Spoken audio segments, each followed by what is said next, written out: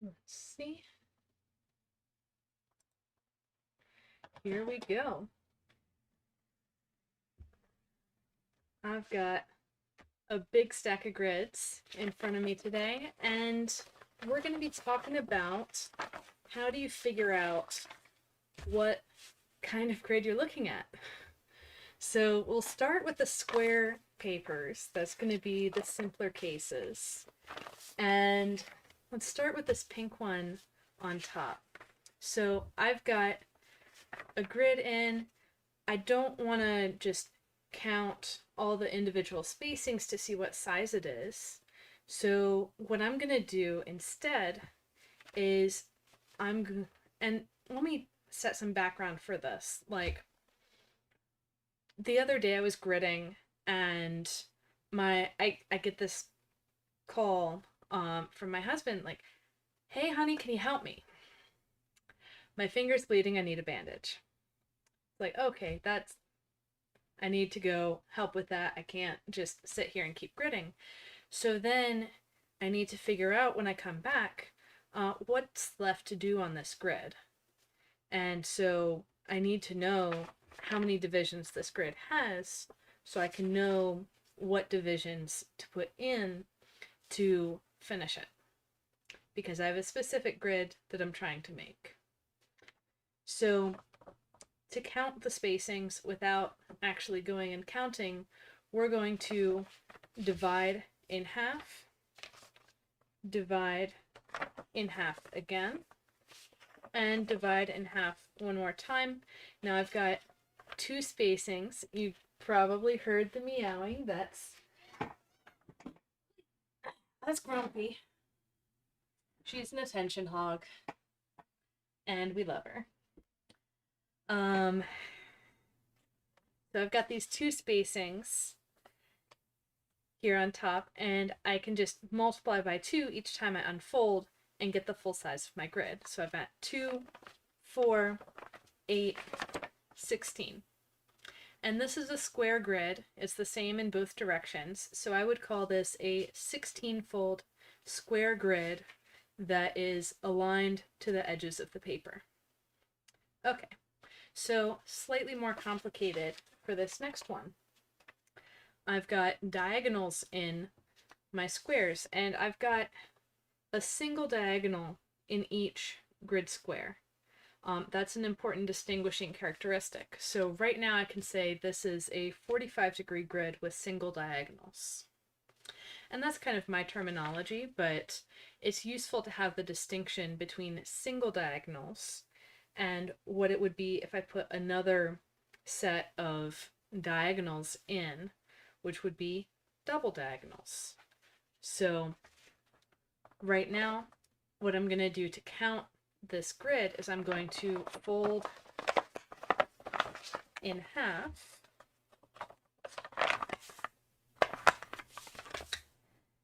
fold back in half,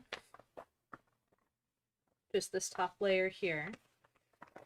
Try to fold in half again, but I'm not getting a grid line. I'm getting halfway between two grid lines. So I've got an odd division here. I've got 3 on the top, 4 on the bottom. That means I've got 7, and then times 2 is 14, times 2 is 28. Now with this grid I happen to know I'm aiming for a 56-fold division, single diagonals. So what I'm going to do is I'm going to do one more division in each direction on this grid.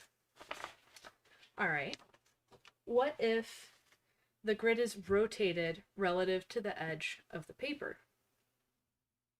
So if you've been following me, you've probably seen my rotated grids video, and you know that what I do to set up the rotated grid is I make pinch marks.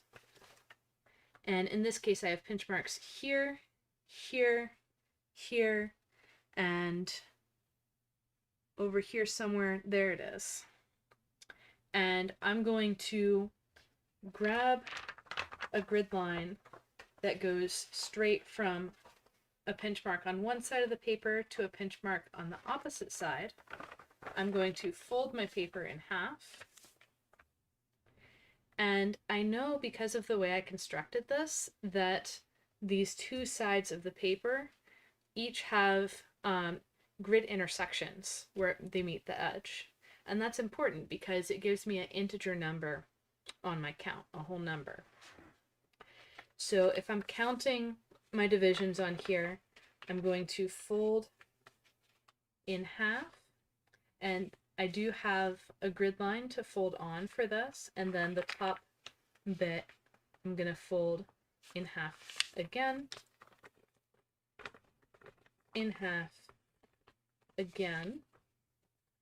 And one thing that's interesting about this grid, you might notice, is that my central point here with the fold does not have a diagonal going into it. So that's another distinction on this grid. This grid has its diagonals offset from the center. And I knew to do that because of the specific tessellation that I'm going to be folding on this paper. And so I can divide in half one more time.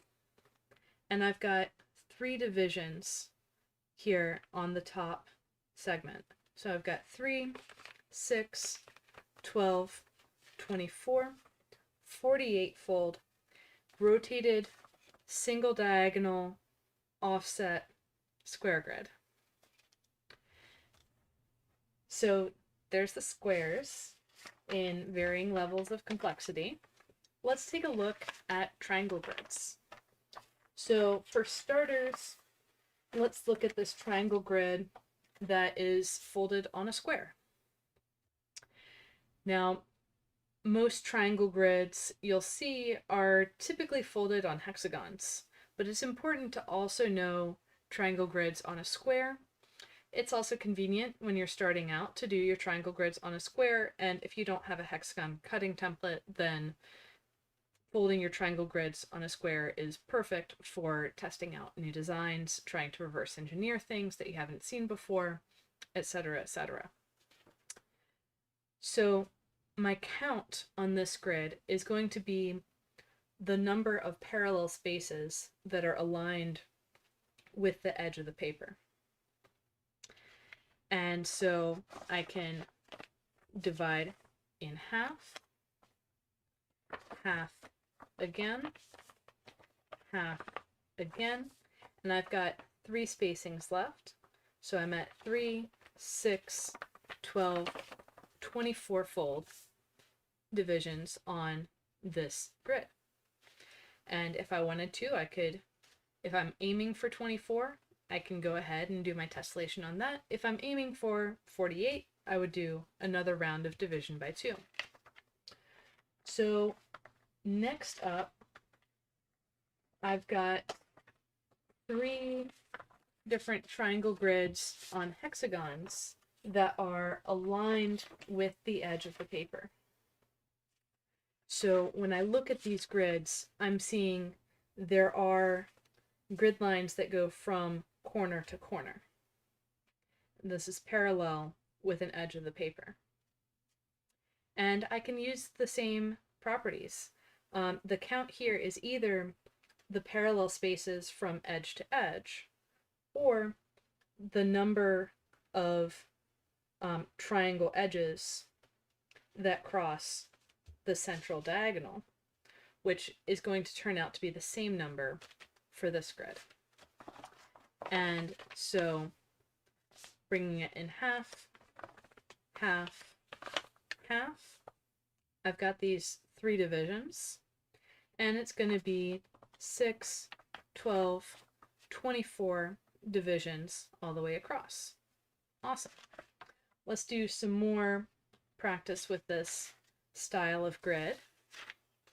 I've got a finer grid. I divide it on that central axis, brings one edge to the opposite edge, bring it back, back, back. Got 3 itty bitty divisions in there. So 3, 6, 12, 24, 48. Pretty straightforward. One more and then we'll go to a different geometry of grid. So now I have an even finer grid. Let's see what I did here. Half, half, half, half, and half once more. I'm down to 2 divisions on this smallest strip. So 2, 4, 8, 16, 32, 24 total. All right. Now let's take a look at our final grid. And this is a triangle grid, but it's not, and it's on a hexagon, but it's not like the ones we were just looking at. If I was to count the parallel divisions from one side to the other, I'm not going to get the same number as if I count along a line from one edge to the other. And that's because all of these divisions do not cross a single line. And there's actually going to be a third more going this way than if we count this way. So what do we do about that?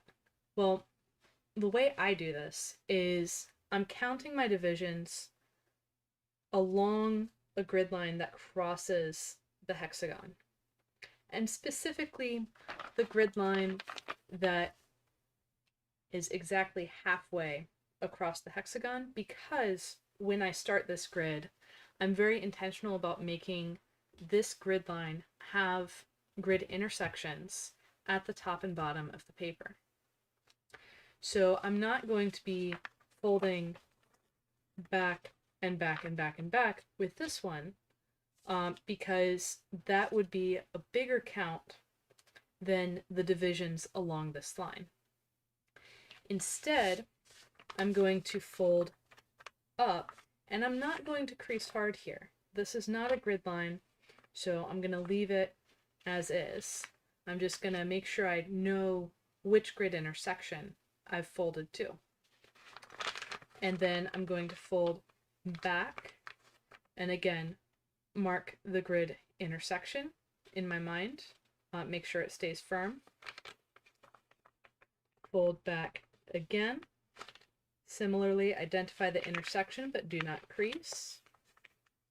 Back once more, and I'm down to 3 tiny grids here. And let's zoom in so y'all can see that too.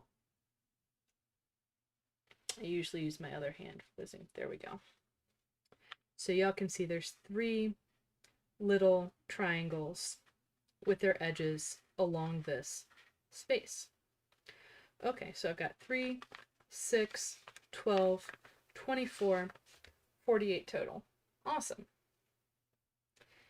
So I would call this a 48 fold diagonal triangle grid on a hexagon. And there's more complicated triangle grids on hexagons. It could be rotated slightly off from diagonal, but the theory is the same. You take that first grid line that you put in that goes from opposite side to opposite side, goes through the center, and then you count on there with these halving motions.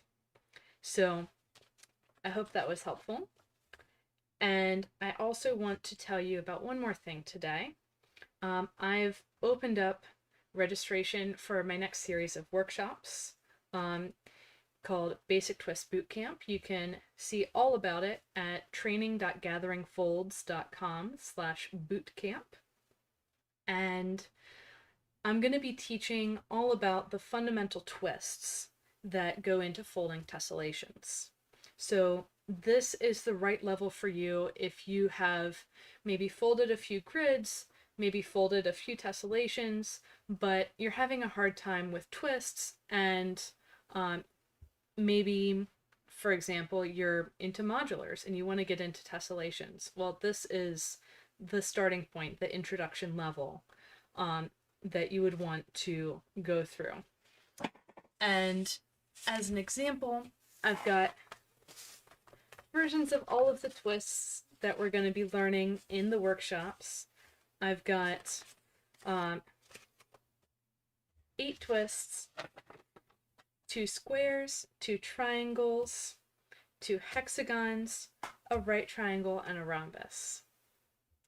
And so it's a series of 10 workshops where we'll be going over a new twist each workshop, except at the very end there's 8 twists, 10 workshops, so we'll be doing 2 workshops each for the right triangle and the rhombus, and pulling it all together at the end with a capstone tessellation.